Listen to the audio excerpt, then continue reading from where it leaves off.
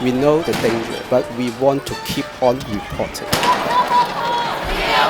香港人只能夠係今次，我哋唔能夠再輸。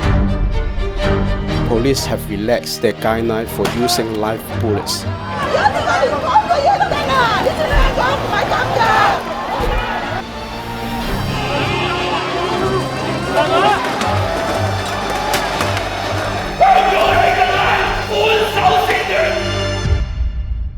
如果我哋嘅社會我哋唔自己守護翻嘅話，我諗冇人會話我哋去做唔知道。